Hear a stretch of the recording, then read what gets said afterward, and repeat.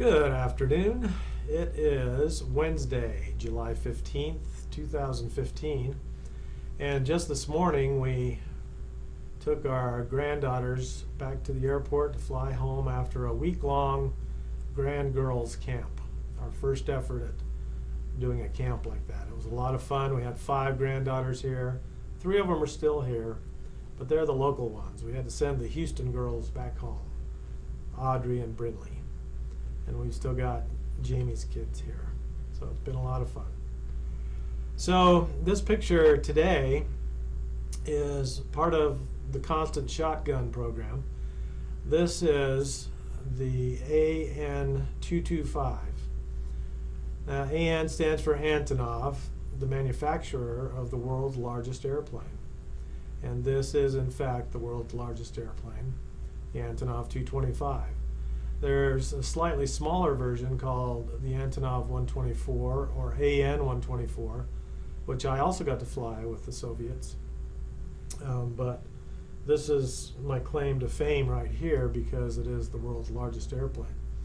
The whole purpose of the Antonov 225 was to provide a platform to move the Soviets' version of the space shuttle back and forth from land bases. And so, just as in the United States, we used the Boeing 747 as a platform for our space shuttle, the Soviets copied that idea and used the Antonov 225 for their space shuttle, which I believe they called it the Mirya, which means peace and earth. That's one Russian word that has a double meaning. So something unique about the Soviet space shuttle program is that it was built, instead of to be manned, it was built to be remote controlled. And it never did perform an official mission, but they did have some successful tests with it in launching it from this Antonov 225.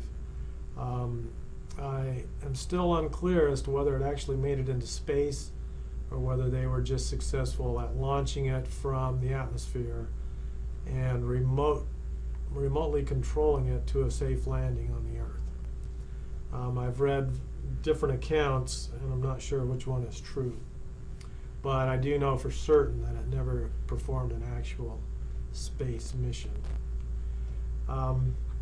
The Antonov 225 is a humongous airplane. And this was, this was probably 1991 when I got to fly it. And the purpose of the flight was to bring this large airplane to an air show in Houston, Texas. So as I told you in a previous segment, the Constant Shotgun program was derived so that during the Cold War, any time a Soviet aircraft came into U.S. airspace, we had to put a U.S. Air Force pilot on board as an escort, and thus the term Constant Shotgun. So we had to meet the airplane at its last stop before it entered U.S. airspace. In the IL-76 in the previous segment, that last stop was usually Gander, Newfoundland, because they didn't have very long legs. A leg is how far an airplane can go without refueling.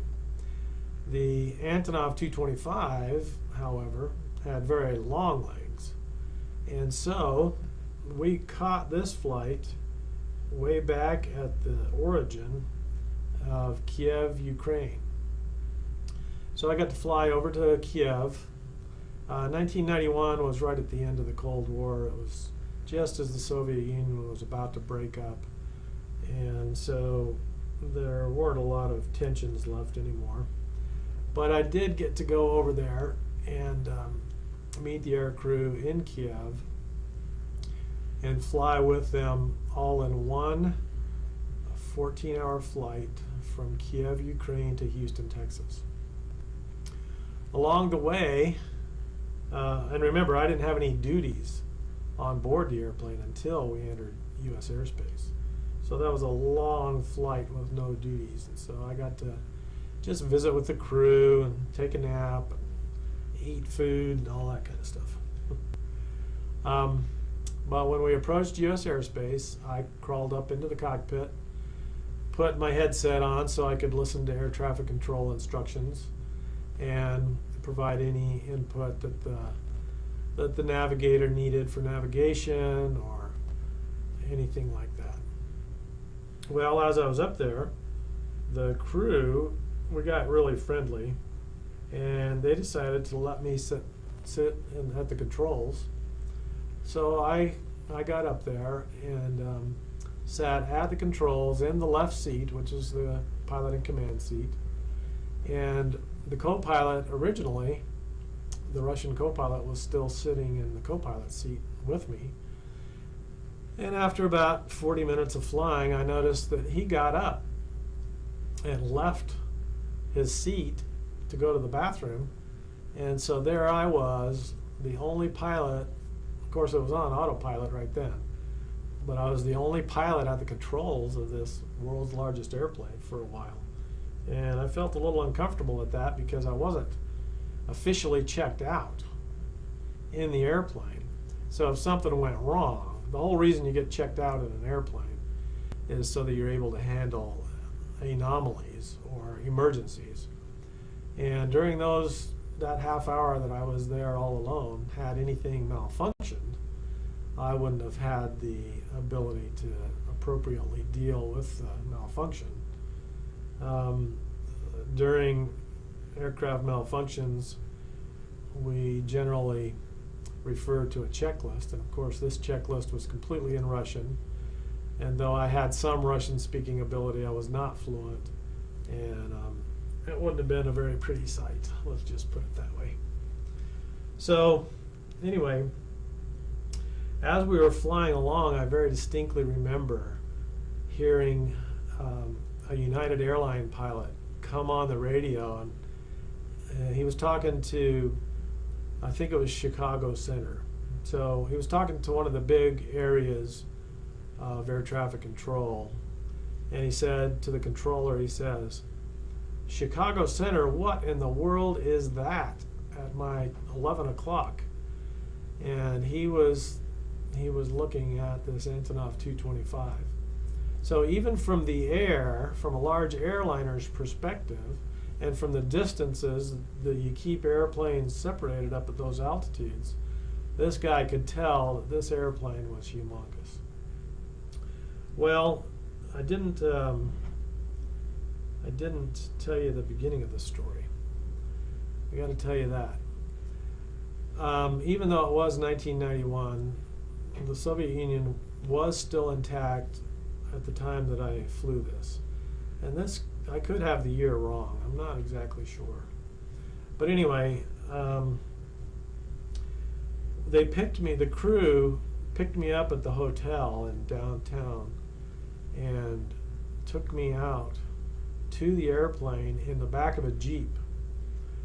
The Jeep had an elevated back seat so that I was sitting up so high that I couldn't look out the windshield without turning my head down like this.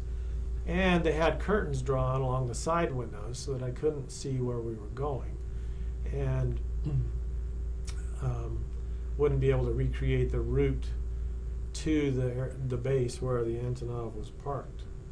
So when they pulled up to the airplane, they pulled this Jeep. If this keyboard here represents the big airplane, they pulled the Jeep right up to the front door of the airplane, and I got out right against the airplane.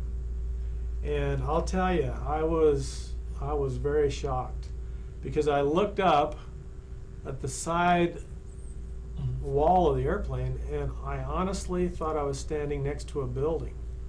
I could not even tell from that close up that this was an airplane, because it was so humongous. And that's what gave me the first perspective of how big of an airplane this is. So I understood when I heard the United Airline pilot talk, asking what in the world that was. I understood what he was saying, because I'd been around airplanes all my life, and I certainly had never seen anything this big. When we approached Houston, the pilot in command asked me if I would like to land the airplane, and I said sure.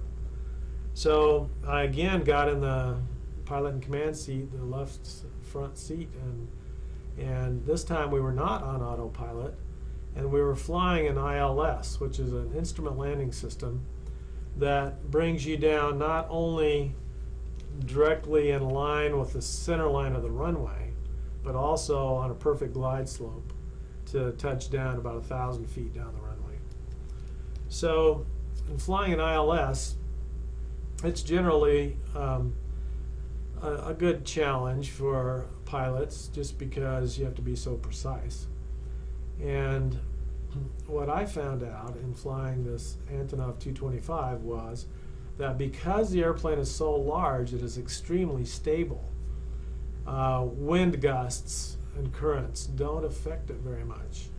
So I set it on the glide slope, put it on the center line of the runway, the extended center line of the runway, and trimmed it up, and it basically just flew itself. It was so stable. Now remember, I'm used to flying smaller aircraft that are very susceptible to wind gusts. And when you fly a T-38 on an ILS, there's lots of movement. You have to make lots of small corrections with both power, pitch, and roll in order to keep. You have a crossbar that represents the center line of the runway, and then you have the horizontal crossbar that represents the glide slope. So the intent here is to keep the crosshairs aligned exactly in the center all the way down to the runway. If you get left of course, then the course line will move to the right, and you have to turn right in order to bring the course line back to the center. If you get below the glide slope, then the glide slope will rise on you, and you've got to level off for a minute to get the glide slope to come back down to the center. So that's how you fly an ILS approach. Well, most airplanes I've flown, you had to make a lot of little corrections in order to keep those crosshairs centered all the way down to the runway. But when I set the Antonov 225 up and trimmed it, it was so stable that I had to make hardly any corrections, and it just flew itself like it was on an elevator right down to the runway. And I actually got to flare the airplane with a little bit of help from the co-pilot and land that world's largest airplane in Houston. It was a highlight of my career.